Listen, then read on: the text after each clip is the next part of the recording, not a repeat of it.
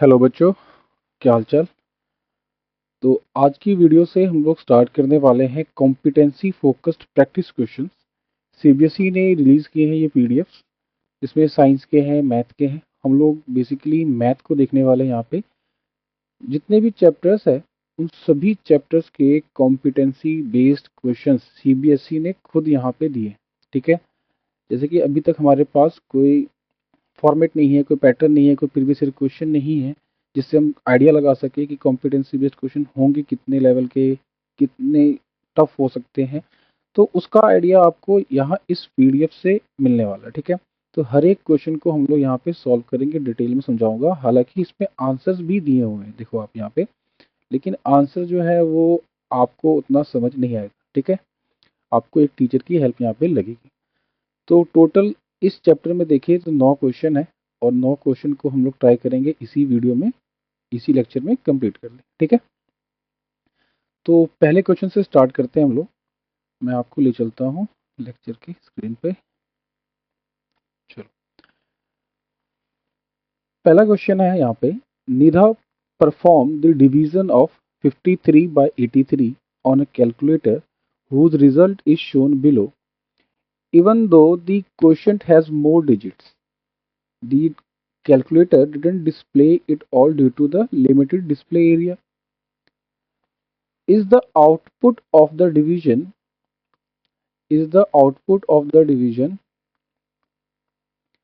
Rational और irrational? हमें यहाँ पे पूछ रहा है जो ये रिजल्ट आया है आपका यहाँ पे, ये रैशनल है या इरेशनल है। ठीक है, ये रैशनल है या इरेशनल है। अब देखो, आपने जब चैप्टर पढ़ा होगा तो रैशनल इरेशनल के सबके डेफिनेशन किए होंगे, एग्जाम्पल्स भी किए होंगे। यहाँ पे अगर बेसिकली हम सिर्फ एक सिंपल मेथड से अगर जाएं कि रैशनल नंबर क्या होता है, रैशनल नंबर वो नंबर होता है जिसको हम P बाय Q के फॉर्म में लिख सकते हैं, जहाँ पे Q की वैल्यू ज़ीरो ना हो, जहाँ पे Q की वैल्यू ज़ीरो ना हो। ठीक है भाई, क्योंकि ज़ीरो जब हो गया तो वो नंबर अनडिफाइंड हो गया। ठीक है, मतलब नीचे सपोर्ट के लिए कुछ तो कुछ चाहिए, एटलीस्ट वन तो चाहिए। जैसे मान लो हमने लिखा टू, तो टू का मतलब क्या होता है, टू बाय वन। ठीक है, तो यहाँ पर ये पूछ रहा है कि ये नंबर रैशनल है या नहीं, और इरेशनल है या नहीं। और इरेशनल क्या था, एग्जांपल देता हूँ मैं यहाँ पे डायरेक्ट, √3, √2, पाई की वैल्यू। ठीक है, ये सब। तो देखो, अगर सिंपली हम क्वेश्चन के तौर पे ही देखें इसको, तो यहाँ पे लिखा हुआ है 53 बाय 83। क्या ये P बाई Q के फॉर्म में है? तो है। क्या Q यहाँ पे ज़ीरो है? नहीं, Q ज़ीरो नहीं है। मतलब ये हो गया कि 53 बाई 83 एक रैशनल नंबर है। ठीक है, रैशनल नंबर है। आंसर आप यहीं से मार्क कर सकते हो। ठीक है, लेकिन यहाँ पे देखो फिगर में यहाँ पे दिखा दिया इन्होंने कि 53 को डिवाइड करेंगे 83 से तो हमारी वैल्यू आएगी 0.63, ऐसे करते करते। अब यहाँ पे इसका मतलब आपको ये नहीं समझना है कि यहाँ पे एग्जैक्ट खत्म होगी वैल्यू। ठीक है, ये वैल्यू कभी यहाँ पे खत्म नहीं होगी, ये चलते जाएगी, ये चलते जाएगी, ये टर्मिनेट ही नहीं होगा एक्चुअली। तो नन टर्मिनेटिंग नंबर है ये। ठीक है, नन टर्मिनेटिंग नंबर है ये। रैशनल नंबर भी दो तरह के होते हैं, एक आपके टर्मिनेटिंग नंबर जो रिपीट हो रहे होते हैं, और एक आपके नन टर्मिनेटिंग नंबर, लेकिन वो कोई एक पैटर्न को फॉलो कर सकते हैं। ठीक है, मतलब रिपीट होंगे सर्टेन टाइम पे। जैसे कि यहाँ पे अगर आप सॉल्व करो तो कैलकुलेटर में आपको दिखेगा नहीं, इवन आप गूगल भी करो तो आपको नहीं दिखाएगा।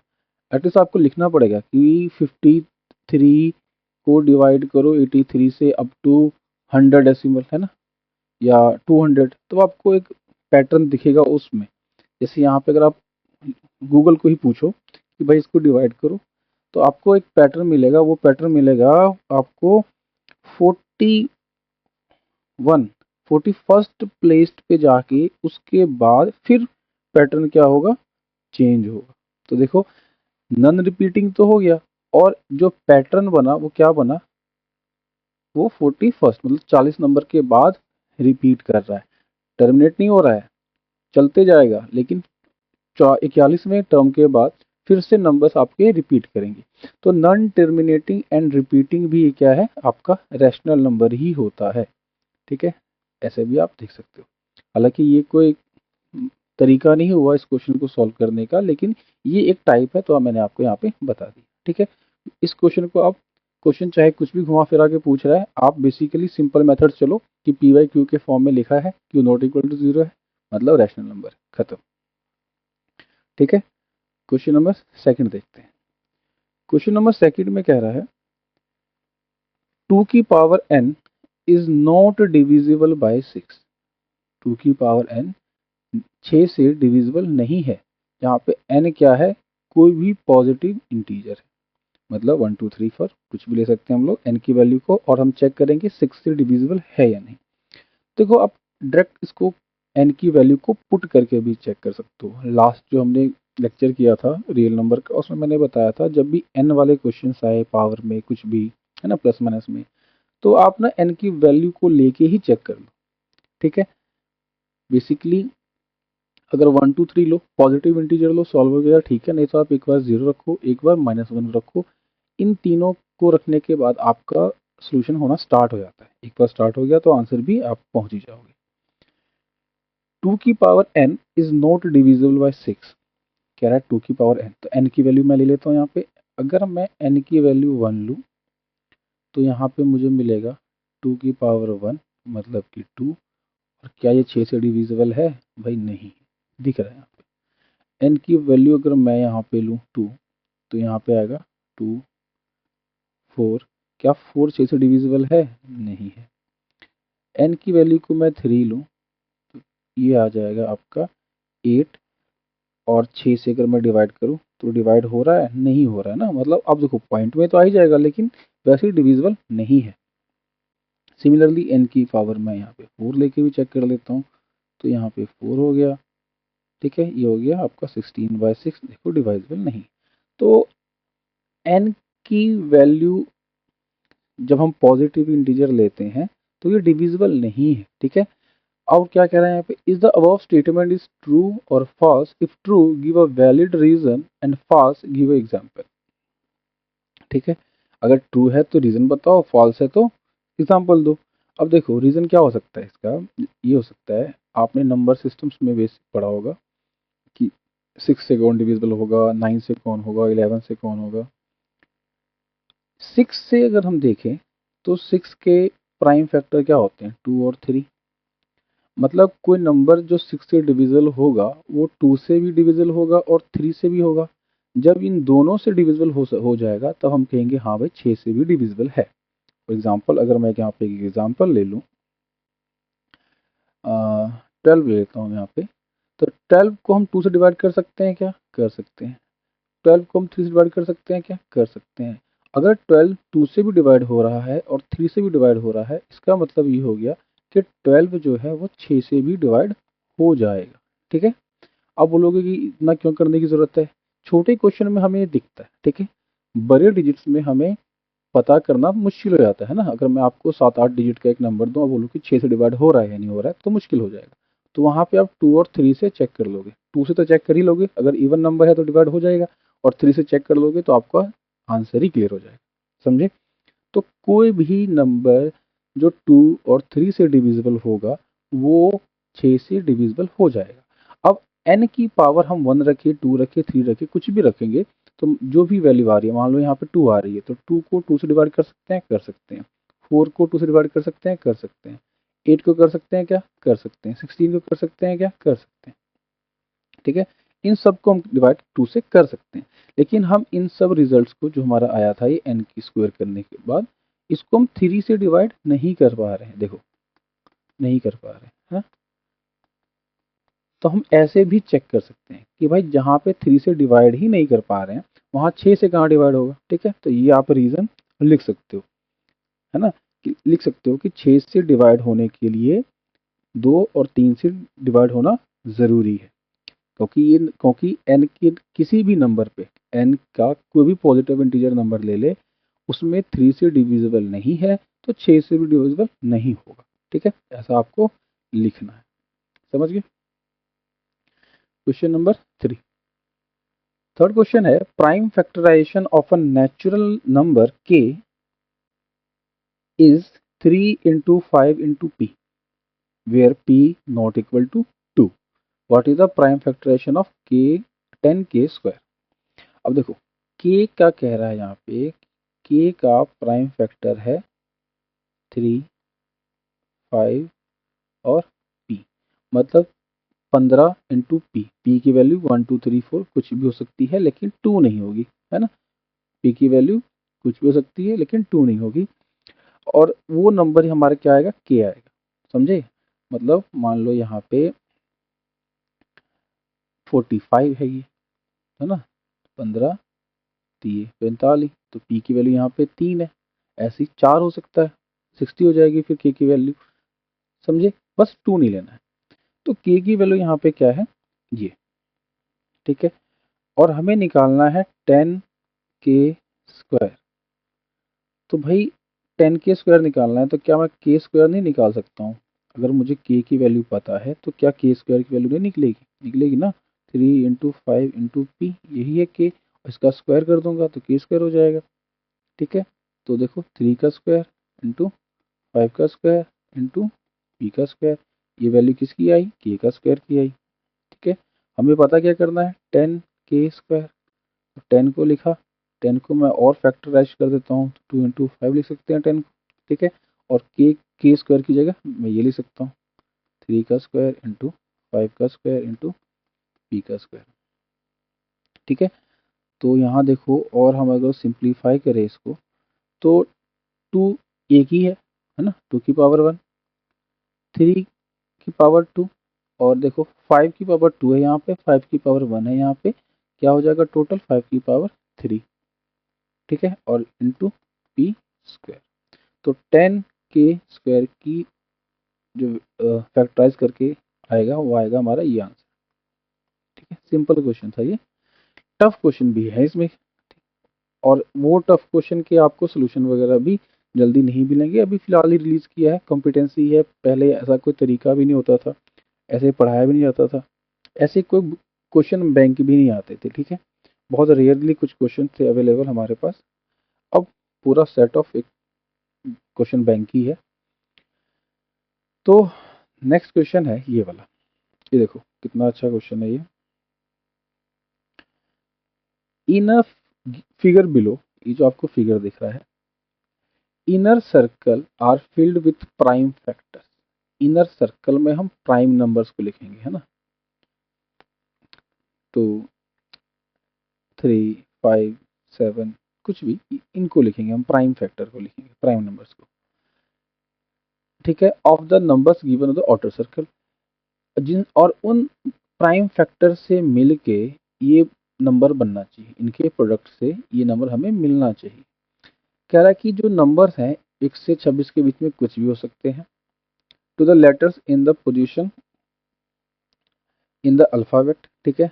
और अगर एक है तो उसको ए मानेंगे, बी है तो उसको, 2 है तो उसको बी कंसिडर करेंगे, सी है तो उसको 3 कंसिडर करेंगे, ऐसे करके जो भी नंबर्स आएंगे यहाँ पे उसको हम ए बी सी के फॉर्म में लिख के चेक करेंगे क्या बन रहा है, क्या वो कॉम्बिनेशन आ रहा है वर्ड्स का, ठीक है। स्टार्ट करना है हमें एस्ट्रिक से, यहाँ से find the word formed by the numbers in the given, और देखो कह रहा है कि कौन सा वर्ड बनेगा, है ना। मान लो यहाँ पे A B C D E F कुछ बन रहा है तो वो क्या बनेगा। क्वेश्चन बहुत इंटरेस्टिंग है ये, बहुत सिंपल भी है ये। देखो यहाँ पे हम यहाँ से स्टार्ट करते हैं और क्लॉकवाइज जाना है ऐसे, तो मतलब सबसे पहले हम 35 को सॉल्व करेंगे। 35 का प्राइम फैक्टर क्या होगा, 2 पंजा 35, है ना, 7 5 जा 35, और 7 5 जा 35 भी होता है और 5 7 जा 35 भी होता है। हमें देखना है कि हम 5 यहाँ ले, 7 यहाँ ले, या 7 यहाँ लेके 5 यहाँ ले। अगर मैं यहाँ पे 5 लेता हूँ और यहाँ पे 7 लेता हूँ, देखो यहाँ पे 5 लिया, यहाँ पे 7 लिया, अगर मैं यहाँ पे 7 लेता हूँ तो 7 को मैं दूसरे किस प्राइम नंबर से मल्टीप्लाई करूँ जिससे 25 आए। 7 21, 7 पंजा 35, तो नहीं आ रहा है ना। अगर मैं यहाँ पे 7 लूँ और यहाँ पे 5 लूँ तो 5 को मैं किससे मल्टीप्लाई करूँ कि 25 आ जाए, तो 5 को 5 से मल्टीप्लाई करने पे 25 आ जाएगा। मतलब सही जो पैटर्न बनेगा वो ये बनेगा कि 7 यहाँ लेना चाहिए, 5 यहाँ लेना चाहिए, ताकि दूसरा 5 लेने से हमें यहाँ पे 25 मिल जाए। ठीक है, तो ऐसे ही करते हैं हम लोग अब। तो यहाँ लिया मैंने 7, यहाँ लिया मैंने 5, तो 7 और 5 सा 35 हो गया देखो, और 5 5 सा 25 हो गया। ठीक है, और 5 और 55 कितना मल्टीप्लाई करेंगे कि 55 आ जाए, तो आप डिवाइड करके भी चेक कर सकते हो ना। 5 1 जा 5, 5 1 जा 5, मतलब कि यहाँ पे आ गया 11। अब यहाँ क्या होगा, उसको डिवाइड करके आप चेक कर सकते हो, 209 को डिवाइड करके, है ना, 209 को 11 से डिवाइड करोगे तो हो जाएगा 11 के में 11, 11 बचा, इधर बचे 9। ठीक है, तो यहाँ पे आ जाएगा आपका 19। तो लो हमारा कंप्लीट हो गया यहाँ पे सर्कल्स। अब देखो 7 5 5 11 9 ये आया। ठीक है, हमें ना ये आंसर नहीं देना है, हमें ना वर्ड्स में देना है, वर्ड बना के। तो अगर 1 को ए लिखेंगे तो 7 को क्या लिखेंगे, है ना, देखो A B C D E F ऐसे करके होगा हमारा 1 2 3 4 5, ठीक है, 6 7 8, जी एच 19 तक आप लिख लो। अगर आपको डायरेक्ट याद है तो आप वैसे भी कर सकते हो, I J K L M N O P Q R S. ठीक है, अब देखो 9 10 11 12 13 14 15 16 17 18 19। 7 के लिए मैं लूँगा यहाँ पे जी, 7 के लिए क्या लूँगा, जी। 5 के लिए लूँगा यहाँ पे मैं ई, अगेन 5 के लिए ई। फिर 11 के लिए लेना पड़ेगा, इधर है के, और 19 के लिए लेना पड़ेगा एस। ठीक है, तो क्लॉकवाइज जो मेरा वर्ड बनेगा वो बनेगा जी ई ई के एस, गीक्स। ठीक है, हालांकि ये एक उसका कुछ मतलब भी होता है, आप देख लेना, मतलब तो हमें पूछा नहीं है, ये हमारा कॉम्बिनेशन बनेगा, यही वर्ड बनेगा। ठीक है, तो ये क्वेश्चन इंटरेस्टिंग था। ठीक है, टफ नहीं था, अच्छा क्वेश्चन था। नेक्स्ट क्वेश्चन देखते हैं, क्वेश्चन नंबर 5। क्वेश्चन नंबर 5 क्या कह रहा है, देखो, for a positive integer n। ठीक है, इंटीजर है, ठीक है, 0, ये पॉजिटिव इन्फिनिटी है ना, 1 2 इधर गया, -1 -2, ये माइनस इन्फिनिटी। तो ये इंटीजर है, नेगेटिव भी हो सकता है, पॉजिटिव भी हो सकता है, और जीरो भी हो सकता है। तो यहाँ पे कह रहा है पॉजिटिव इंटीजर की बात हो रही है, मतलब कि इधर की बात हो रही है। कोई पॉजिटिव इंटीजर n है, m उसका एक प्राइम फैक्टर है, m is a prime factor of n। n एक नंबर है, उसका प्राइम फैक्टर है m। अगर m प्राइम फैक्टर है तो कुछ और भी तो होगा जिससे मिलके ये नंबर बना होगा। इसका मैं आपको एग्जांपल दूं साइड में। मान लो वो नंबर है 12, ठीक है, n अगर 12 है तो m उसका प्राइम फैक्टर है। ठीक है, तो मान लेता हूँ उसका प्राइम फैक्टर प्राइम नंबर वाला कुछ होगा 3, है ना, ये m है। तो इधर जो p होगा वो क्या हो सकता है, वो 4 होगा, है ना, वो 4 होगा। तो 12 जो बना है वो प्राइम नंबर इससे तो बना ही है, साथ में एक और डिजिट भी तो होगा जिससे मिलके वो 12 बना है। तो यहाँ पे क्योंकि 12 की जगह हमें कुछ दिया ही नहीं है, n ही दिया है, और प्राइम फैक्टर हमें m दिया है, तो वो जो नंबर होगा वो भी हमें एक्चुअली में नहीं पता है, तो इसको मानता हूँ मैं p। ठीक है, p माना मैंने। अगर मैं यहाँ पे ये p सोचूं कि क्या है, तो ये है n/m। p कैसे निकलेगा, देखो n/m, 12/3 करूंगा तभी तो ये 4 आएगा ना, 4 इज इक्वल टू 4। तो p की वैल्यू मुझे मिलेगी जब मैं n/m करूँगा। अब देखो इसके आगे क्या कह रहा है, show that m is not a factor of n plus n। अब बताओ कि m फैक्टर नहीं है n प्लस 1 का। अगर मान लो मैं इसको n प्लस 1 करूं, मतलब 13 करूं, और यहाँ पे m तो वही था 3, तो 3 चौके 12 प्लस 1 होता है। ये देखो, ये कब आएगा? जब 1 हम एक्स्ट्रा लेंगे तब। अब n क्या था? n क्या था हमारा? 12। 12 से नहीं होगा सॉल्व, जब हम 13 करेंगे तब जाके सॉल्व होगा ये। ठीक है, तो इसको हम प्रूफ करना है कि ये m हमारा फैक्टर नहीं है, m हमारा फैक्टर नहीं है, ये प्रूफ करना है। तो हम ना एक काम करते हैं, हम मान लेते हैं कि m फैक्टर है ना। ऐसे बहुत सारे क्वेश्चन किए हैं आपने, ज्योमेट्री में भी किए थे, 9th में भी और 10th में भी, जहाँ हमें प्रूफ करना होता है कि सर जो पॉइंट है सर्कल के बाहर है, या जो परपेंडिकुलर है वो 90 डिग्री बना रहा है या नहीं बना रहा है। तो हम मान लेते हैं कि हाँ ये कर रहा है भाई। ठीक है, हम मान लेते हैं कि ये कर रहा है। तो सपोज कर लेते हैं, लेट कर लेते हैं कि m is the factor of n plus 1।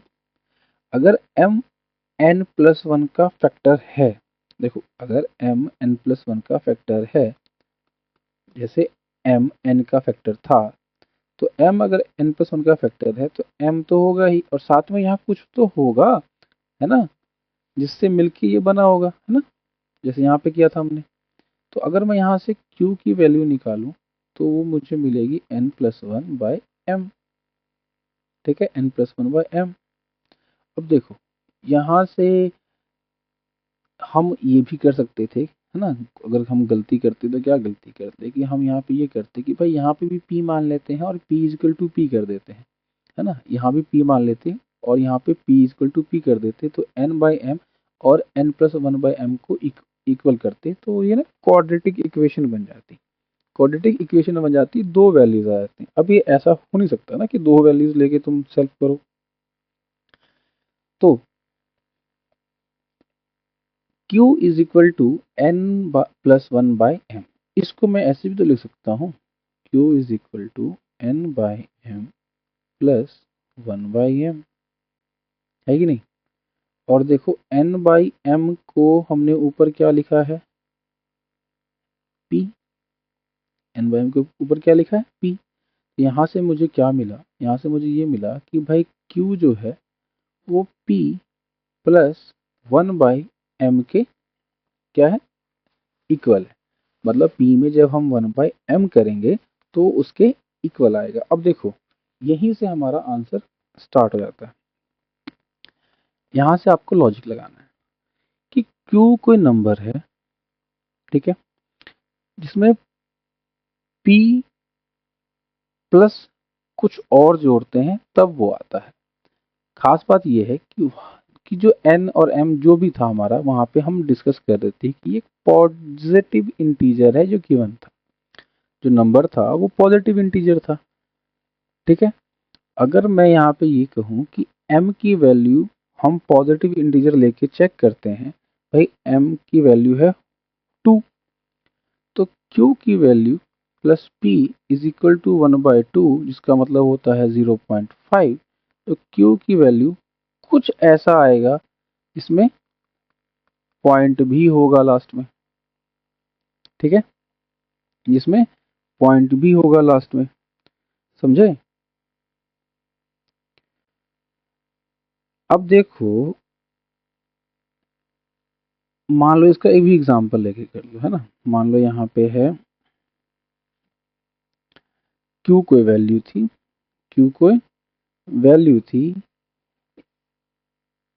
12 ले लो, फिर से इज इक्वल टू p ले लो आप 10 ले लो, और प्लस 0 पॉइंट कुछ भी आ जाए ना, 2.5 आ जाए, तो 12.5 हो जाएगा या 11.5 हो जाएगा। और ये पॉइंट वाला जो नंबर होता है ये आपका इंटीजर लाइन पे शो नहीं होता है ना। इंटीजर पे क्या होता है? 1 2 3 -1 -2 -3 -4 0। ये तो आपका फ्रैक्शनल वैल्यू होगी ना, फ्रैक्शनल वैल्यू होगी। देखो 11.5, ये हो गया नीचे 10। ठीक है, अब इसको हम कट करेंगे, सॉल्व करेंगे और ये रैशनल नंबर बन जाएगा। इंटीजर तो रहा नहीं है, तो क्योंकि ये इंटीजर नहीं है इसलिए हमारा ये आंसर नहीं होगा। और यहाँ पे हम कह सकते हैं कि भाई m जो है n+1 का फैक्टर नहीं है। फैक्टर मतलब देखो क्या, जो डिविजिबल हो, ठीक है। फैक्टर मतलब क्या, जो डिविजिबल हो। तो यहाँ पे एग्जैक्ट डिविजिबल होगा ही नहीं क्योंकि हमेशा पॉइंट में आ जाएगा। तो हेंस जो अबव इक्वेशन है वो सही नहीं है, कैन बी ट्रू। और m जो है not a factor of n+1, ठीक है। m जो है वो फैक्टर नहीं है, ठीक है। ऐसे आपको आंसर को शो करना है। देखो यहाँ पे ना बहुत सारे क्वेश्चन ऐसे होंगे जिसमें आपको एग्जैक्ट आंसर नहीं आएगा या ज़्यादा आंसर आ सकते हैं कॉम्पिटेंसी में, ठीक है। यहाँ पे मेथड बहुत इंपॉर्टेंट है। कॉम्पिटेंसी वाले पेपर में आपको मेथड बहुत इंपॉर्टेंट है कि आप सॉल्व कैसे करते हैं। आप देखोगे कई जगह लिखा हुआ शो योर मेथड, ठीक है। तो ऐसा ये नया चीज़ है ना, आप पहले हमेशा आंसर निकालते थे, यहाँ पे आपको कह रहा है कि शो योर मेथड। तो आपको मेथड पे ध्यान देना है, कंसेप्ट को समझना कि कैसे हो रहा है। क्वेश्चन नंबर 6 देखो, बहुत ही शानदार, बहुत ही हाई लेवल का क्वेश्चन हो गया, क्योंकि एनसीईआरटीज में ऐसे क्वेश्चन है नहीं। एनसीईआरटीज में क्वेश्चन दिए हैं बच्चों जैसे क्लास 4th 5th की क्वेश्चन, और यहाँ पे आपको कॉम्पिटेंसी बेस प्री बोर्ड में देखो कितने टफ क्वेश्चन आते हैं, और बोर्ड में आपसे एक्सपेक्ट कर रहे हैं कि आप ऐसे क्वेश्चन सॉल्व कर लो, है ना। ये तो वही बात होगी कि सामान दिया आपको वेज बिरयानी का और वो कह रहे हैं कि आप मटन बिरयानी बना दो, सिखाया कुछ नहीं। फिर स्कूल में आपको टीचर पढ़ाएंगे एनसीईआरटी बेस, और यहाँ पे क्वेश्चन देखो कितने टफ आ रहे हैं। तो आपको ऐसे क्वेश्चन की प्रैक्टिस करके जानी है। ऐसे क्वेश्चन आप यहाँ से करो, और भी आप सिमिलर क्वेश्चन जहाँ से मिले वहाँ से करके जाओ। क्वेश्चन 6 क्या कह रहा है, a rectangular arrangement of pens has row and columns. एक रेक्टेंगुलर अरेंजमेंट है, ठीक है। एक सेकेंड,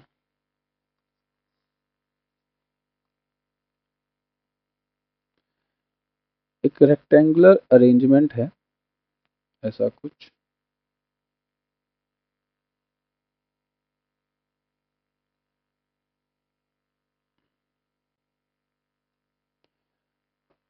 जहाँ पे रोज और कॉलम्स हैं। तो आपने जो एक्सेल शीट देखी होगी या मैथ की जो कॉपीज आती थी, उस तरीके का आपका ये स्ट्रक्चर बना। अब ऐसे जो होता है उसको कहते हैं रो, ठीक है।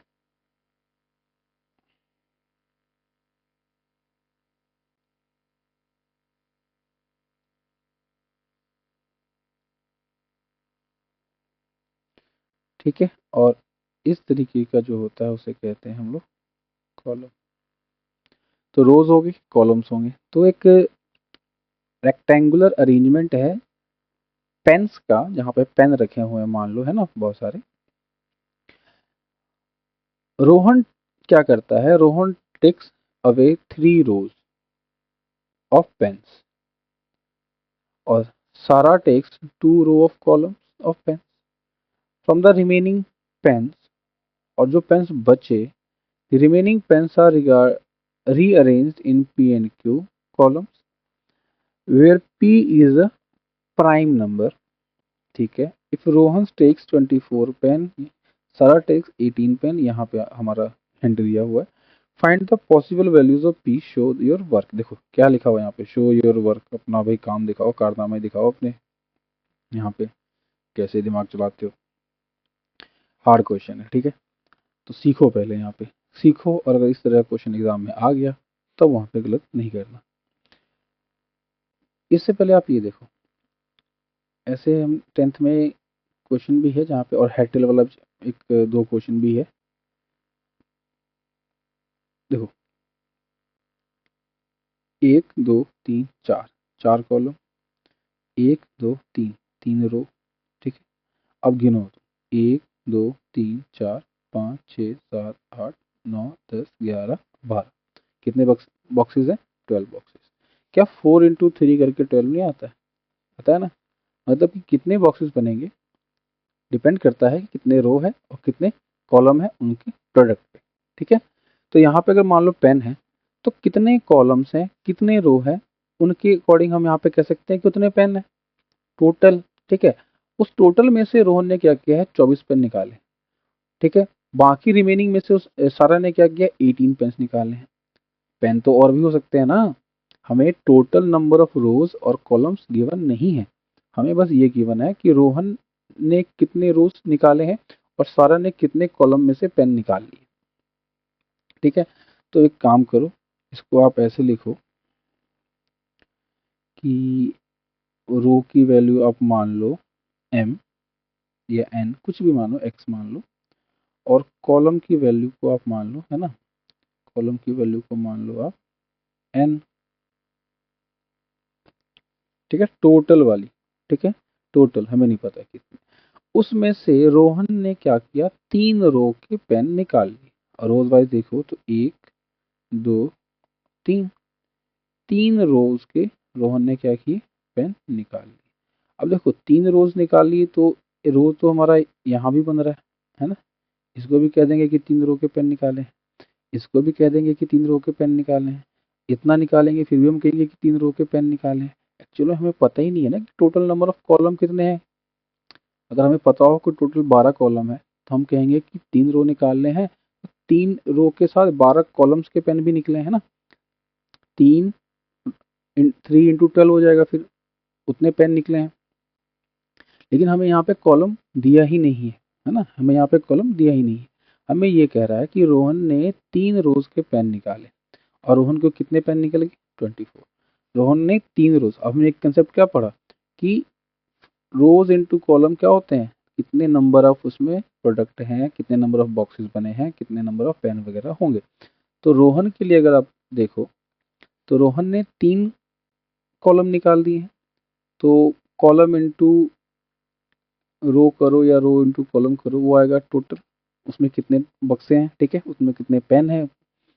तो कॉलम हमें एक्चुअली पता ही नहीं है फिलहाल नए केस के लिए, और रो हमें पता है कि 3, और जब उसने 3 रोज निकाले तो 24 पेन्स निकल गए। तो ऐसा यहाँ पे क्या मल्टीप्लाई करो तुम कि 24 आ जाए, तो हम डिवाइड करके भी चेक कर लेंगे ना, 3 को लेके जाएंगे तो 8 आएगा।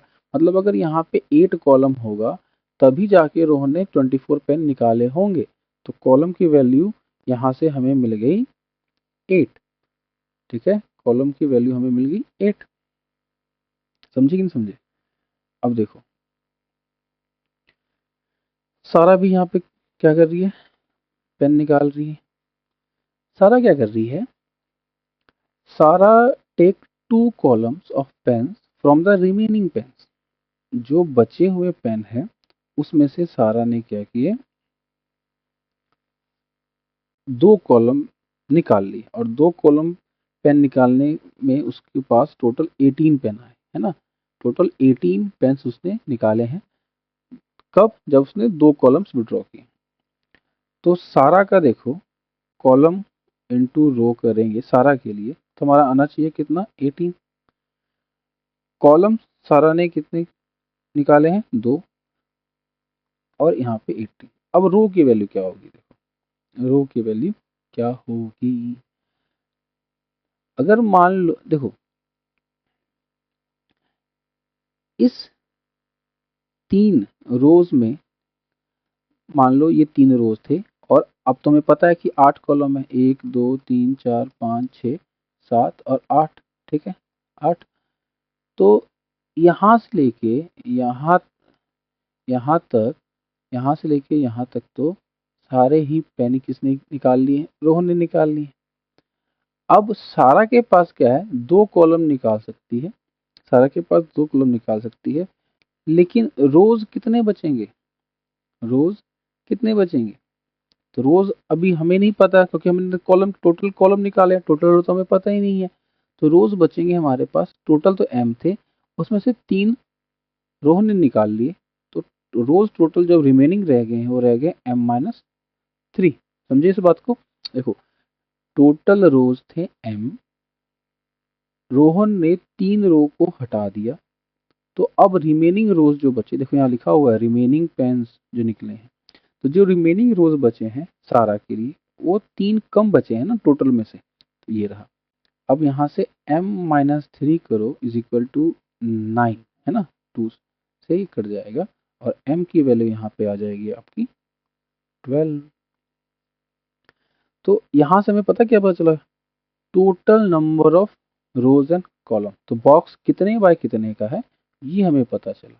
कॉलम यहाँ पे आ रहा है 8, रोज यहाँ पे आ रहा है 12। तो अब देखो, अब जैसे मैंने आपको यहाँ बताया कि अगर 4 कॉलम 3 रो का होगा तो टोटल कितने बॉक्स बनेंगे, 12। तो उसी तरीके से अगर हमारे पास यहाँ पे 12 रोज और 8 कॉलम है टोटल, तो इसमें कितने बॉक्सेस होंगे, कितने पेन आएंगे इसमें, 12 इंटू 8। तो यहाँ पे आप देखो टोटल नंबर ऑफ जो पेन्स बचेंगे, एक पेन यहाँ होगा एक पेन यहाँ होगा ऐसे करके, टोटल नंबर ऑफ पेन जो आएगा वो आएगा 12 इंटू 8। ठीक है, तो 12 इंटू 8 कितना होता है, 96। ठीक है, अब देखो कितने पेन एक्चुअली 96 में से निकाल लिए इन दोनों ने मिलके, है ना, तो कितने निकाल लिए हैं, रिमूव किए हैं, रिमूव्ड पेन कितने हुए हैं, तो रोहन प्लस सारा करोगे तो आपको आएगा 24, तो रोहन ने किए थे और 18 सारा ने किए थे, तो ये आपका हो गया 8 4 12 42। ठीक है, तो कितने पेन बचे एक्चुअली, तो रिमेनिंग कितने हुए, रिमेनिंग पेन आ गया आपके 96 माइनस 42, ये आ गया आपका 4 54। ठीक है, 54 पेन आपके रिमेनिंग बची। अब देखो क्वेश्चन क्या कह रहा है, The remaining pens are arranged in P rows and Q columns, where P is a prime number, जहाँ पे P क्या है, प्राइम नंबर है। P और Q के फॉर्म में लिखना है, लेकिन P हमेशा क्या रहेगा, प्राइम नंबर, और Q हम चेंज कर सकते हैं। ठीक है, तो क्या बनेगा, अब देखो रिमेनिंग कितने आए हमारे पास, 54 पेन है। 54 पेन को हमें प्राइम नंबर्स के इधर ऐसे P इंटू क्यू के फॉर्म में लिखना है कि कितने रोज कितने कॉलम होंगे, तो मान लो P हमारे पास रो और Q है कॉलम, तो 84 का आप क्या करो, प्राइम फैक्टराइजेशन करो। प्राइम फैक्टराइजेशन करोगे तो कितना आएगा, साइड में करके चेक करते हैं, 4 से 14 27, तो ये हमारा आया 2 इंटू 3 इंटू 3 इंटू 3। ठीक है, अगर मैं अब देखो यहाँ पे 2 भी प्राइम नंबर है तो 3 भी प्राइम नंबर, तो P की वैल्यू अगर मैं P को देखो मैं प्राइम नंबर रखूँ तो P को लिखा 2, तो Q क्या आ जाएगा हमारा, Q आ जाएगा 3 इंटू 3 इंटू 3 मतलब कि 27, है ना, ये आपका एक आंसर हो गया, ये आपका आंसर हो गया। अब अगर मैं P को दूसरा क्या रख सकता हूँ, P को मैं रख सकता हूँ यहाँ पे प्राइम नंबर में लूँ तो ये भी तो प्राइम नंबर है, तो 3 रख सकता हूँ। तो अगर मैं P को 3 रखूँ तो Q क्या आ जाएगा मेरा, 9 18। ठीक है, देखो ये भी क्या है, कॉम्पोजिट है ना, ये भी क्या है, कॉम्पोजिट है ना, ये प्राइम आ रहा है अभी भी, ये भी प्राइम आ रहा है, तो यहाँ पे ये दोनों ही आंसर हो सकते हैं, इसलिए यहाँ पे लिखा हुआ है शो योर वर्क। ठीक है, अब सबसे इम्पोर्टेंट और मुश्किल सवाल पे, केस स्टडी गिवन है आपके, Sakshara International School organized a combined exhibition for grade 10 student of its 3 branches। तो ये स्कूल है, कोई स्कूल होता है ना, डॉन बॉस्को, डीएवी, बीसीएम, बहुत सारी ब्रांचेस होती हैं, तो वैसे ये है, एक स्कूल है उसकी 3 ब्रांचेस हैं। ठीक है, यहाँ पे गिवन है 345 स्टूडेंट है मुंबई ब्रांच की स्कूल में 10th क्लास के बच्चों की, 405 स्टूडेंट्स है पुणे ब्रांच में और 270 स्टूडेंट्स है नागपुर ब्रांच में। ठीक है, और ये बच्चे क्या कर रहे हैं, पार्टिसिपेट करेंगे एग्जीबिशन में। The following was plan in the for the exhibition. देखो क्वेश्चन हम लोग स्टार्ट कर रहे हैं, ठीक है, बहुत ध्यान से देखना। आप अगर रैंडमली इस क्वेश्चन को करोगे सॉल्व तो समझ नहीं आएगा, बड़े ही ध्यान से आपको यहाँ पे एक एक बात को सुननी है। यहाँ पे हमें कुछ कंडीशंस दिए हैं, वो हम देखते हैं पहले। ग्रुप प्रोजेक्ट की बात हो रही है कि बच्चों ने मिलकर ग्रुप प्रोजेक्ट बनाना है। तो कह रहा है कि the students of each of 3 branch were divided in groups of making various group projects such that each group had equal number of students and the number of group was minimum। ठीक है, अब देखो फिर से पढ़ो, आप समझ नहीं आया होगा अभी। The students of each of 3 branch were divided in a group of making various group projects such that each group had equal number of students and the number of groups were minimum। देखो हमें क्या करना है, ये जो बच्चे हमारे पास है 345, 405, 270, इनके हमें ना ब्रांच वो ग्रुप्स बनाने हैं, ठीक है, इनके हमें ग्रुप्स बनाने हैं प्रोजेक्ट के लिए।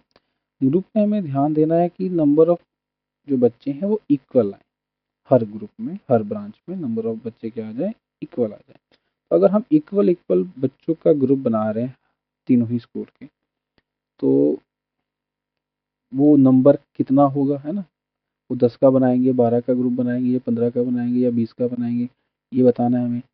अगर और फिर अगर हम ये बता दें कि कितने बच्चों का वो ग्रुप बनेगा, तो टोटल ऐसे कितने ग्रुप्स बनेंगे ये भी हम दिखा सकते हैं, ठीक है, ये भी हम निकाल सकते हैं।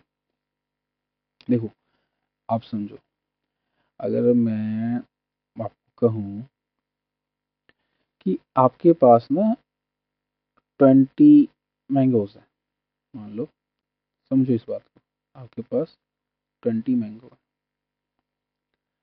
और आपको ना अपने हिसाब से ना ग्रुप्स बनाने हैं, मतलब बॉक्सेस बनानी है, ठीक है, कैरेट बनाने हैं। तो और आपको ये ध्यान देना है कि नंबर ऑफ कैरेट कम आए, नंबर ऑफ कैरेट मतलब नंबर ऑफ बक्से कम आए, तो आप कितने कितने मैंगोज रखोगे, ठीक है। अब अगर कोई बच्चा ये सोच रहा है कि मैं किसी में 10 रख दूंगा, किसी में 5 2 रख दूंगा, तो ऐसे नहीं करना है ना हमें, ठीक है, हमें इक्वल नंबर्स के साथ गेम करना है। देखो अगर मैं 20 में 2 का ग्रुप्स बनाऊँ, है ना, 2 2 2 2 का, तो ऐसे कितने बक्से बनेंगे, 10, ठीक है, और बना ही देता हूँ मैं, लो, ठीक है। अब गिनो, 10 और 10 20। अगर मैं दो मैंगो का ग्रुप बनाऊं तो मुझे 10 बॉक्सेस में आएंगे। अब मैं क्या कर रहा हूँ, 4 देखो 3 का बनाएंगे तो आएगा क्या, 3 3 6 3 9 12 15 18 20 21 21 पहुंच जाएगा। 2 तो हमारे पास बच जाएंगे ना, इसलिए हम 3 का नहीं बनाएंगे। 4 का बना के देखो, तो 4 पंजे 20, 4 5 जा 20। तो 4 का अगर मैं बनाऊं, 4 मैंगो रखूं मैं, है ना, 4 मैंगो रखूं, 4 तो 5 बॉक्सेस में टोटल मैंगोस आ जाएंगे, ठीक है। और अगर मैं 5 मैंगो के बॉक्सेस बनाऊं, 5 मैंगो रखे हैं मैंने, ठीक है, तो 4 बॉक्सेस में हमारे आ जाएंगे। अब देखो इस बात को, आपको यहाँ पे आपको ये समझना है कि जब हम मैक्सिमम जो कॉमन फैक्टर है ना, हाईएस्ट, देखो हाईएस्ट क्या है यहाँ पे, 5, हाईएस्ट क्या है 5। जब मैं हाईएस्ट का बनाता हूँ तो मिनिमम ग्रुप बन रहे हैं, 5 ग्रुप बन रहे हैं, है ना। हाईएस्ट का बनाया तो 5 ग्रुप बना, 4 का बनाया तो 5 बन गया, और लोवेस्ट का बनाया तो सबसे ज़्यादा ग्रुप बन गए, बॉक्सेस बन गए, 10 ग्रुप बन गए।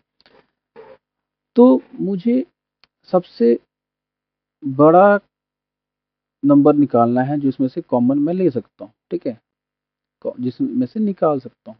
तो 5 आया, मतलब कि हमें एच सी एफ हाइएस्ट वो नंबर निकालनी है जिससे मैं स्मॉलेस्ट ग्रुप बना सकूं।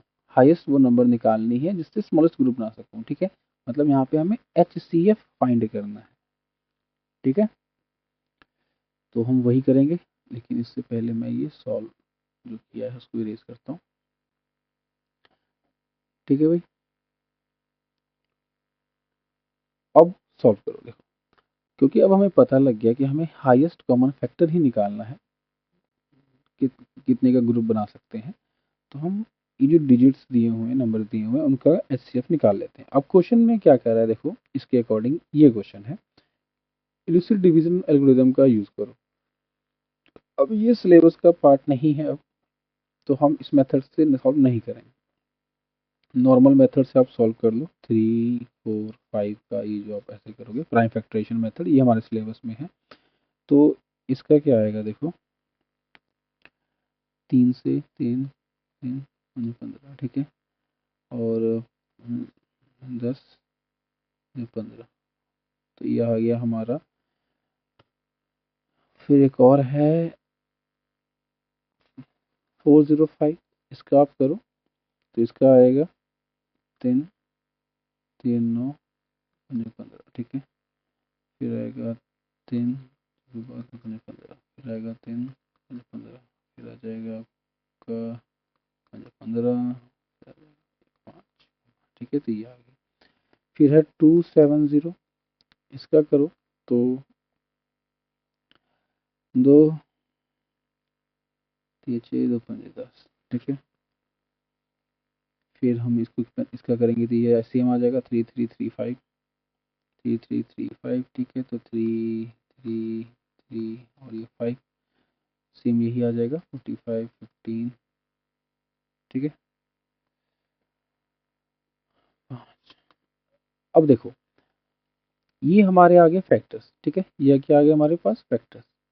3 इंटू 5 पहले का आया था, फिर आया था हमारा 3 इंटू 3 इंटू 3 इंटू 3 इंटू 5, फिर हमारा आया है 2 into 3 into 3 into 3 into 5।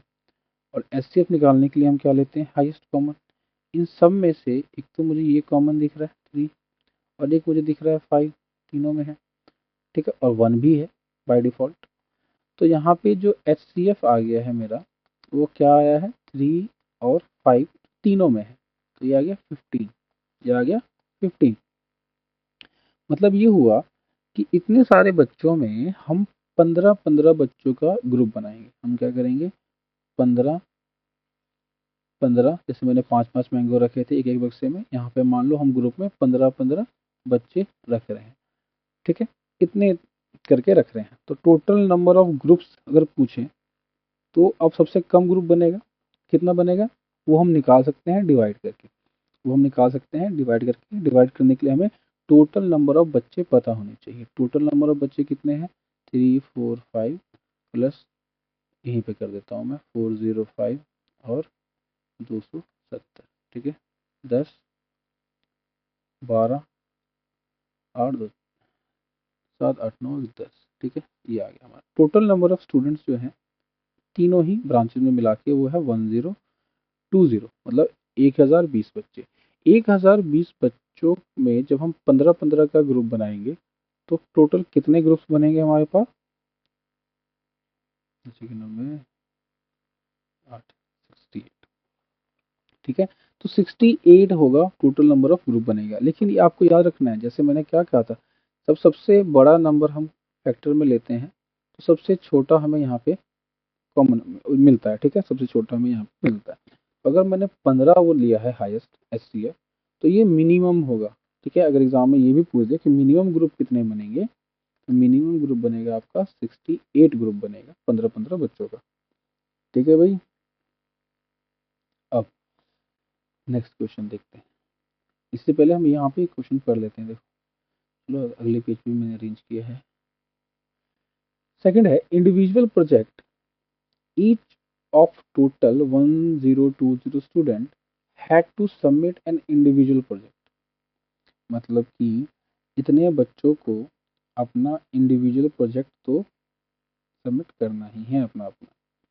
A fixed number of topics were allotted such that each topic had equal number of students। अब इस क्वेश्चन में हमें टॉपिक्स कितने होंगे ये भी खुद बताना है। अब खुद नहीं बताना है मतलब खुद निकल जाएगा आपका, अगर आपने नंबर ऑफ स्टूडेंट्स अरेंज किए तो, या आप टॉपिक अरेंज कर लो तो स्टूडेंट मिल जाएंगे। मतलब रिलेशन आपका होना चाहिए सही। देखो, और इसके बेस पे क्वेश्चन नंबर 8 ये दिया हुआ है। A math teacher asked his students to solve the below puzzle regarding the individual project. Number of students who get the same topic can be represented as 2 की power n into 5, where n क्या है, एक positive integer है having the maximum possible value। अब इसकी value कुछ भी ले सकते हो जहां तक जा सकती है ही। Find n and the number of topic allotted, show work। n पता करो और उस n के लिए, ठीक है, उस n के लिए देखो ये नंबर ऑफ स्टूडेंट का रिलेशन है, ये नंबर ऑफ स्टूडेंट है, और इन स्टूडेंट्स जब n निकल जाए, मान लो n 4 आ गया, ठीक है, तो क्या हो जाएगा 16 5 80। तो उस 80 के लिए कितने नंबर ऑफ टॉपिक्स होंगे वो हमें पता करना है, ठीक है। और यहाँ पे भी क्या लिखा है, शो योर वर्क। देखो थोड़ा ये है क्वेश्चन, इंटरेस्टिंग है, लेंथी है, कंसेप्चुअल है और टफ भी। इस क्वेश्चन में ना हम ये सॉल्व करें इससे पहले मैं इन जनरल आपको समझाता हूँ। यहाँ पे तो सिंपल कह रहा है कि इसका यूज करो, n निकालो और वर्क निकाल, टॉपिक्स निकाल दो। लेकिन हम इसका यूज नहीं करते हैं, हम देखते हैं कि कितने स्टूडेंट के लिए कितने टॉपिक बनते हैं, है ना, कितने स्टूडेंट्स के लिए कितने टॉपिक बनते हैं। यहाँ पूछा है इतने स्टूडेंट्स के लिए बताओ कितने टॉपिक बनेंगे। हम पढ़ने जा रहे हैं कि जितने नंबर ऑफ स्टूडेंट होंगे उसके रिस्पेक्टिवली कितने नंबर ऑफ टॉपिक्स उसके पास होंगे, ठीक है। तो ऐसी सिचुएशन में हम क्या करते हैं, फैक्टर निकालते हैं, ठीक है। दूसरा कुछ तो हमें दिख भी नहीं रहा, चैप्टर ही रियल नंबर है तो फैक्टर तो निकालना ही है। इसके जब फैक्टर निकालोगे आप तो 5 10 और 2 0 2 2 4, ठीक है। यहाँ आ जाएगा आपका 3 जो, ठीक है भाई, यहाँ पे आ जाएगा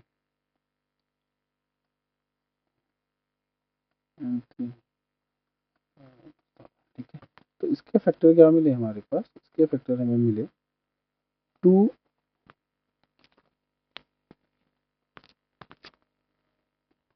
स्क्वायर इंटू 3 इंटू 5 इंटू 17, ठीक है। 2 स्क्वायर इंटू 3 इंटू 5 इंटू 17। अब देखो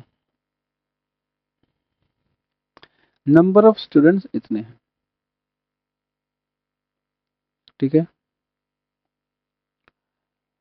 और हमें बताना है कि कितने नंबर ऑफ स्टूडेंट हो, ठीक है, और उसके रिस्पेक्टिव कितने टॉपिक्स हो, ठीक है। तो इसका ना जो मेन आता है वो ऐसे आएगा, आप इसको अरेंजमेंट से करेंगे, हम इसको अरेंजमेंट से करेंगे। देखो अगर मान लो मैं ये कहूँ कि हम ना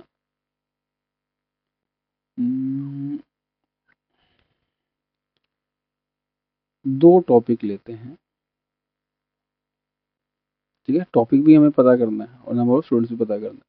हम कहते हैं कि 2 ही टॉपिक है। अगर 2 टॉपिक लेते हैं टोटल तो कितने बच्चों का ग्रुप बनेगा, ठीक है।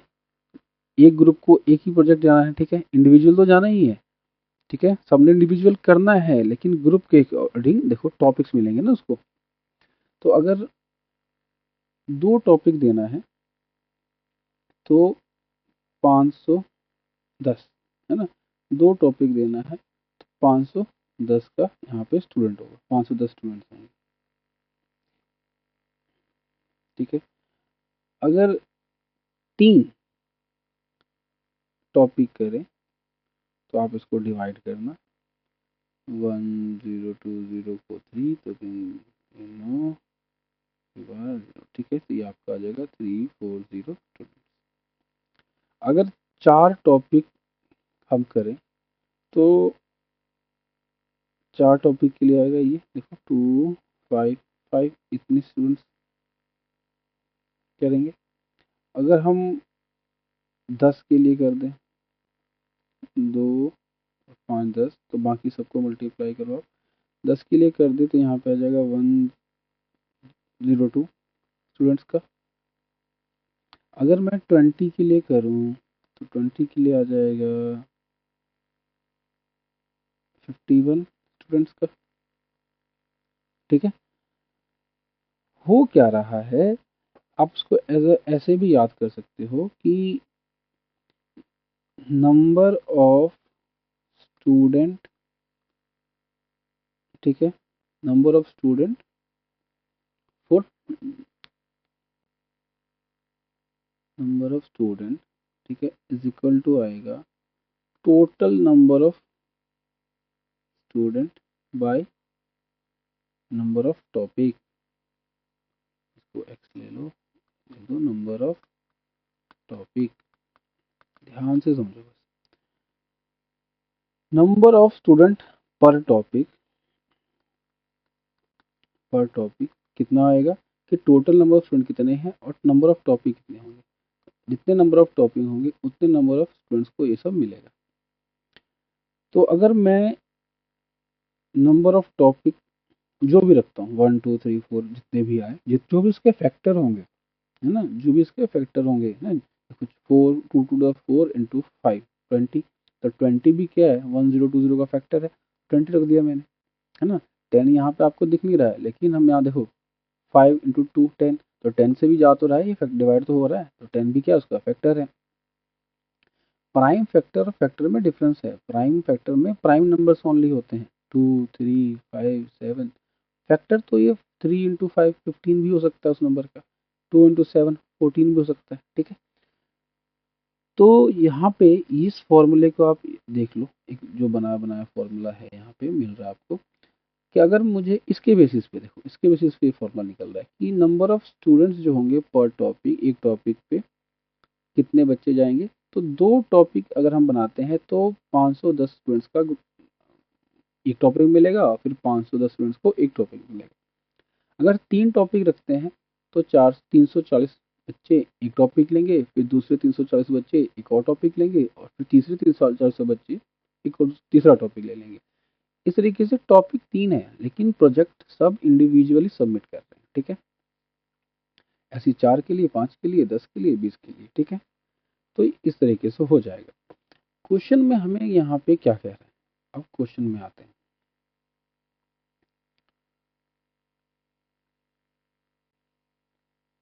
अरे अरे, ठीक है, क्वेश्चन पे आते हैं। क्वेश्चन कह रहा है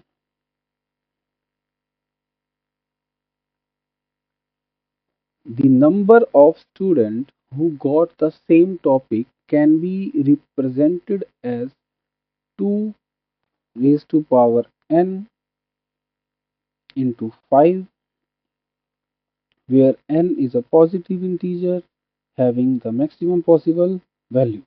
अब देखो, अगर हम सिर्फ इतना सॉल्व करते तो और इजी होता। तो मैंने आपको समझाने के लिए बताया कि एक्चुअली में हो क्या रहा है बैकग्राउंड में। ऐसे नहीं ना कि हम क्यों कभी भी हम फैक्टर कर लेंगे, कभी भी हम प्राइम फैक्टर निकालेंगे, कभी भी हम एचसीएफ निकाल देंगे। ये जितने भी स्टेटमेंट वाले क्वेश्चन हैं ये सब कॉम्पिटेंसी में है, आपको खुद डिसिफर करना होता है कि मुझे यहाँ पे करना क्या है, एलसीएम निकालना है या एचसीएफ निकालना है, करना क्या है। सिर्फ अगर इतना करे तो ये इजी था। इजी कैसे था देखो, ये क्या है, number of student, number of student, ठीक है। सेम टॉपिक कितने बच्चों को मिलेगा फॉर सेम टॉपिक, तो 2 की power n into 5, where n एक पॉजिटिव इंटीजर है, तो इंटीजर पॉजिटिव अभी हमने लास्ट क्वेश्चन में किया था, 0 के बाद 1 2 3, है ना, ये है पॉजिटिव इंटीजर। तो n की वैल्यू को ना मैं यहाँ पे क्या करता हूँ 1 ले लेता हूँ। n की वैल्यू जब मैंने 1 ली तो मुझे मिला 2 की पावर 1 इंटू 5, क्या आया भाई 10। और 10 को जब मैं डिवाइड करता हूँ, 10 को जब मैं डिवाइड कर 10 से जब मैं डिवाइड करता हूँ आपको 0 2 0 यहाँ से, तो मुझे मिलता है 102 102।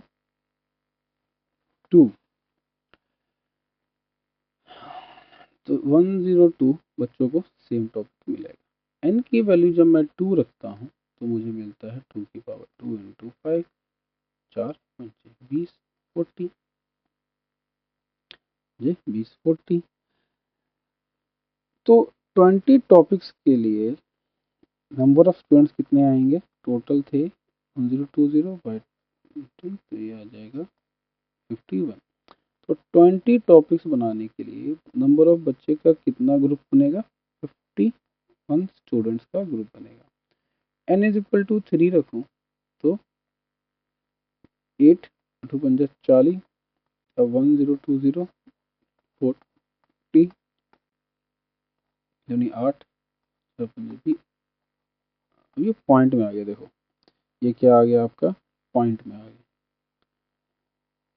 और पॉइंट वाला तो हम लेंगे ही नहीं, पॉइंट वाला तो हम लेंगे ही नहीं प्रीवियस क्वेश्चन जैसे, क्योंकि यहाँ पे बात हो रही है पॉजिटिव इंटीजर की, हमारा यहाँ पे वैल्यू कुछ और ही आ रहा है भाई, है ना, डेसिमल में आ रहा है, फ्रैक्शन में हो जाएगा ये, तो इंटीजर तो रहेगा ही नहीं ये।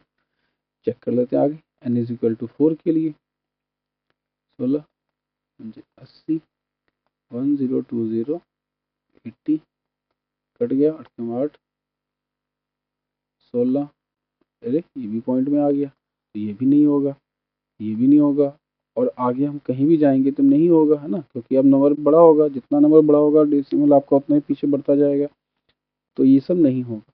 तो देखो यहाँ पे n की मैक्सिमम वैल्यू जो आ रही है वो 2 आ रही है पॉजिटिव इंटीजर के तौर पे, ठीक है। और देखो मैक्सिमम पॉसिबल वैल्यू ही ले रहे हैं, मिनिमम तो 1 है, मैक्सिमम 2 है, तो n की वैल्यू मुझे यहाँ पे पता चलेगी, find the number of topics allotted, तो फाइंड n की वैल्यू है यहाँ पे 2, ठीक है। नंबर ऑफ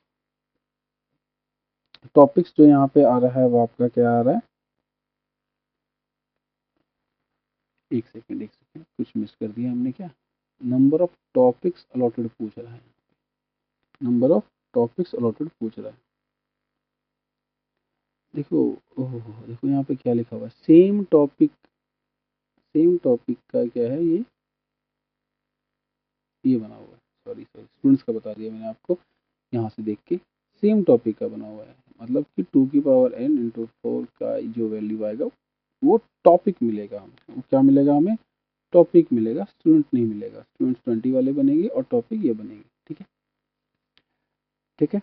और जो हमने पीछे जो लिस्ट बनाई थी उसमें आप लिस्ट को चेंज भी कर सकते हो ना, देखो जो हमने किया था 2 3 4 5 के लिए हमने यहाँ रखा था टॉपिक, यहाँ रखा था स्टूडेंट, अब ये तो फैक्टर्स है ना, ये स्टूडेंट्स की जगह टॉपिक भी हो सकता है, लिस्ट आगे जब तक बढ़ेगी तो ये छोटा होता जाएगा, बड़ा होता जाएगा, तो ये टॉपिक भी बन सकता है और ये स्टूडेंट भी बन सकता था, तो वैसे भी कोई दिक्कत नहीं है उसमें। लेकिन यहाँ पे क्योंकि हमारे पास गिवन है 2 की पावर n इंटू 5, ठीक है, यहाँ पे ये टॉपिक हमें देगा, तो यहाँ से हमें मिलेगा वही 51 टॉपिक, ठीक है, 51 टॉपिक।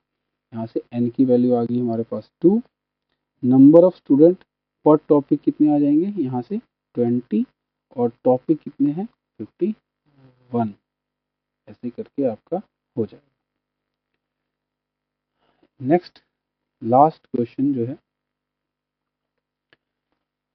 यहाँ पे इंटर स्टेट मॉडल मेकिंग की बात हो रही है, थर्ड पॉइंट में बताया गया इसके बारे में, inter state model making competition, a few equal number of student, a few equal number of students were selected from each branch to participate in the competition, each branch has supposed to submit between 3 to 7 model।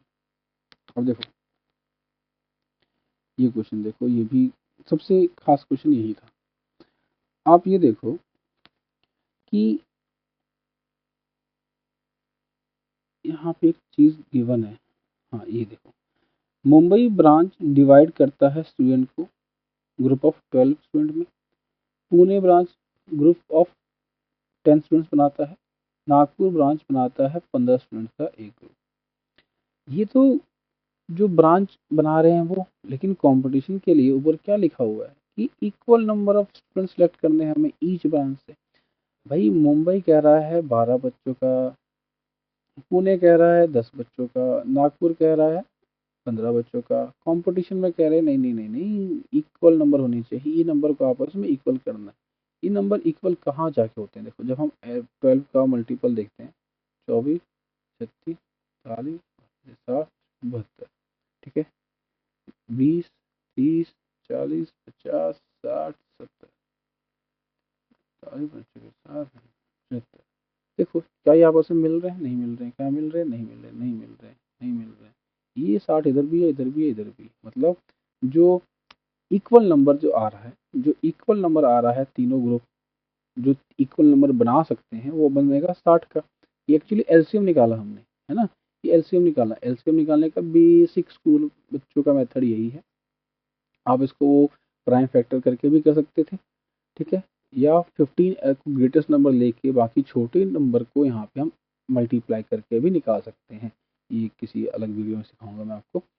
लेकिन यहाँ पे हमारा LCM जो आया, least common multiple, मतलब कि common, है ना, इक्वल क्या होगा? वही कॉमन 60। तो यहाँ पे जो हमारा क्या होगा, जो पूछा था हमसे, how many student were selected for each branch, तो 60 स्टूडेंट, है ना, 60 स्टूडेंट। तो जो ग्रुप, देखो ये ग्रुप का साइज है, ठीक है, ये ग्रुप का साइज है। लेकिन एक ब्रांच से कंपटीशन में इक्वल नंबर कितने कितने जाएंगे बच्चे? 60-60 जा सकते हैं। तो ये हम कैंसिल करके बोलेंगे नहीं, अब एग्जाम कंपटीशन में 60-60 का ग्रुप, 60-60 बच्चे जाएंगे एक एक ब्रांच से। तो ग्रुप 12 बने, 12 का बनाओ कोई दिक्कत नहीं, लेकिन एक ब्रांच से 60 बच्चे चाहिए, ठीक है। ग्रुप 10 का बनाया कोई बात नहीं, एक ब्रांच से 60 बच्चे चाहिए। 15 का ग्रुप बनाया कोई बात नहीं, लेकिन आपके ब्रांच से में भी 60 बच्चे चाहिए। तो हर ब्रांच से 60-60 बच्चे ही लेने हैं। यहाँ से हमें ये पता लग गया, ठीक है। How many student were selected from each branch, तो 60। क्वेश्चन नंबर सेकंड देखो, how many models are submitted by individual branch and all the branches together. तो कितने मॉडल जो है वो इंडिविजुअल ब्रांच सबमिट करेंगे, और तीनों का सम करके भी बता दो। तो एक ब्रांच कितने मॉडल सबमिट करेगा? मॉडल की बात देखो कहाँ हो रही थी, यहाँ पे। ईच ब्रांच है suppose to submit between 3 to 7 model. एक ब्रांच क्या करेगा? 3 और 7 के बीच में मॉडल सिलेक्ट करेगा, मतलब कि या तो 4 मॉडल एक ब्रांच से आ सकता है, या 5 आ सकता है, या 6 आ सकता है ना। 3 और 7 के बीच में तो यही है, 4, 5 और 6, 4, 5 और 6। अब देखो number of model submitted by each individual branch, ठीक है, ये निकालने के लिए हम क्या करेंगे? लॉजिक समझो इसका। मुंबई ब्रांच जो है, मुंबई ब्रांच जो है उसका ग्रुप कितने का है भाई? 12 का ग्रुप है, 12 का ग्रुप है। बच्चे कितने हैं? 60 बच्चे हैं टोटल उस ब्रांच से, है ना। देख लो, आप पढ़ लो क्या लिखा है। कंपटीशन ईच ब्रांच है सपोज टू सबमिट बिटवीन 3, इतना ठीक है। Mumbai branch, how many models are submitted by the individual branch. अब देखो 12 बच्चों का ग्रुप है, 60 बच्चे हैं, ठीक है। 12 बच्चों का एक ग्रुप है, 60 बच्चे हैं। तो टोटल जो है 12 बच्चों का एक ग्रुप और 60 बच्चे हैं, तो 5 मॉडल क्या हो सकते हैं, वो दे सकते हैं, जमा कर सकते हैं। देखो 12 इंटू 5 60 होता है ना, तो 12 का एक ग्रुप है, मतलब 5 ग्रुप टोटल बनेंगे तभी जाके 60 बच्चे पूरे होंगे। तो 5 ग्रुप 5 मॉडल सबमिट करेंगे अपना अलग अलग, 5 ग्रुप 5 मॉडल सबमिट करेंगे अपना अलग अलग, तब जाके टोटल बच्चे का सबमिशन हो जाएगा। समझे? पुणे का देखो, पुणे में 10 का ग्रुप है, ठीक है, 10 का ग्रुप है, टोटल 60 बच्चे हैं, तो 6 मॉडल आएंगे ना, ठीक है, 6 मॉडल आएंगे। नागपुर में देखो 15 का ग्रुप है, टोटल 60 है, तो 4 मॉडल आएंगे यहाँ से। तो इंडिविजुअल तो ये आ गया, how many models are submitted by individual branch, all.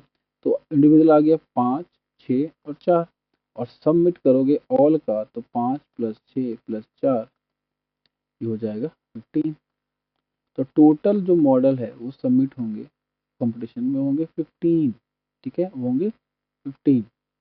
और इंडिविजुअल जो होगा, मुंबई 5 मॉडल सबमिट करेगा अपने, पुणे 6 और नागपुर 4। देखो 4 5 6 ये 3 और 7 के क्या है, बीच में ही है, 3 और 7 के बीच में ही है, नहीं भी बोलता ये तो हमारा यही आंसर आना था, है ना। तो ये आपका हो गया, ये क्वेश्चन भी खत्म। किसी भी क्वेश्चन में फिर से अगर आपको कोई डाउट रह जाता है तो आप कमेंट में बताना, मैं किसी वीडियो में उसको और डिटेल में समझाने की कोशिश करूँगा, ठीक है। और कोई क्वेश्चन है तो आप मुझे डायरेक्ट डीएम वगैरह करो, मैं सोल्यूशन बना के आपको यहाँ पे अपलोड कर दूंगा वीडियो, आप वहीं से आंसर पर ले सकते हो, ठीक है।